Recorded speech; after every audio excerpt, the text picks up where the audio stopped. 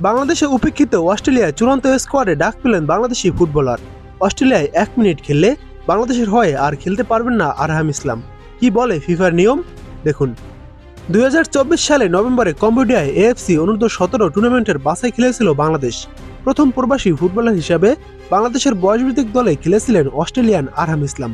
1 বছর পর তিনি অস্ট্রেলিয়ার অনূর্ধ্ব-20 দলের চূড়ান্ত স্কোয়াডে জায়গা পেয়েছেন। অস্ট্রেলিয়া ডিসেম্বরে মাঝামাঝি জাপানে ত্রিদেশীয় একটি সিরিজ খেলবে। সেখানে স্পেন অনূর্ধ্ব-20 দলও খেলবে। জাপানের জাতীয় অনূর্ধ্ব-20 দলের পাশাপাশি জাপানের ক্লাব দলের সঙ্গেও এক ম্যাচ খেলবে অস্ট্রেলিয়া। অস্ট্রেলিয়া সম্প্রতি ফিফা অনূর্ধ্ব-20 টুর্নামেন্ট খেলেছে। তারপর তারা নতুন উদ্যমে গড়ে ওঠার লক্ষ্যে জাপানের এই টুর্নামেন্টে 20 জনের স্কোয়াড করেছে, যার মধ্যে 13 জনই অস্ট্রেলিয়ার জুনিয়র দলে অভিষেকের অপেক্ষায়।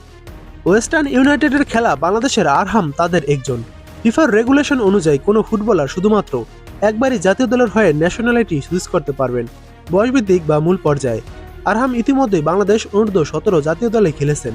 এখন তিনি যদি অস্ট্রেলিয়া অনূর্ধ্ব-20 জাতীয় দলের হয়ে 1 মিনিটের জন্য মাঠে নামেন, তাহলে তিনি আর কখনোই বাংলাদেশের হয়ে খেলতে পারবেন না। এএফসি অনূর্ধ্ব-17 টুর্নামেন্টের বাছাইয়ে বাংলাদেশের ম্যানেজার ছিলেন সাবেক জাতীয় দলের অধিনায়ক জাহিদ হাসান এমিলি।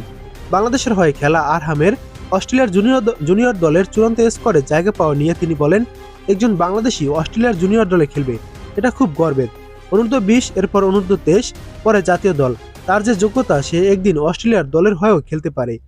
আবার হতাশার ব্যাপার হলো, বাংলাদেশে সে অনূর্ধ্ব-17 দিয়ে শুরু করলেও বাস্তবতা বিবেচনায় তাকে বাংলাদেশ আর নাও পেতে পারে। আরহাম ফরওয়ার্ড পজিশনে খেলেন।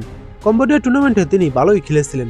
গত 1 বছরে বাংলাদেশ অনূর্ধ্ব-19 ও 23 টুর্নামেন্টে বাছাই খেলেছে, সেখানে আরহামকে ডাকা হয়নি। এ নিয়ে এমিলি খানিকটা আফসোসের সুরে বলেন, গত 1 বছর আরহাম বা তার পরিবারের সঙ্গে ফেডারেশন যোগাযোগ রেখেছে কিনা আমার জানা নেই। অনূর্ধ্ব-23 কিংবা অন্য টুর্নামেন্টও তাকে খেলানোর জন্য ডাকা যেত। সেও তার পরিবার বাংলাদেশকে প্রথম গুরুত্ব দেওয়ার কারণে বাংলাদেশ অনূর্ধ্ব-17 দলের হয়ে খেলেছেন। এরপর ফেডারেশনের উচিত ছিল তার বিষয়টি গুরুত্ব দিয়ে দেখা, কারণ সে অত্যন্ত ভালো মানের খেলোয়াড়। মাহবুবের উচিত এখনই আরহামের ফ্যামিলির সাথে এই বিষয়ে বসা। এমন একজন প্রতিভাকে আমরা এভাবে হারিয়ে যেতে দিতে পারি না। মাহবুবের উচিত তার পরিবারকে এনশিওর করা, তাকে আগামী মার্চের উইন্ডোতে দলে রাখা হবে এই ব্যাপারে।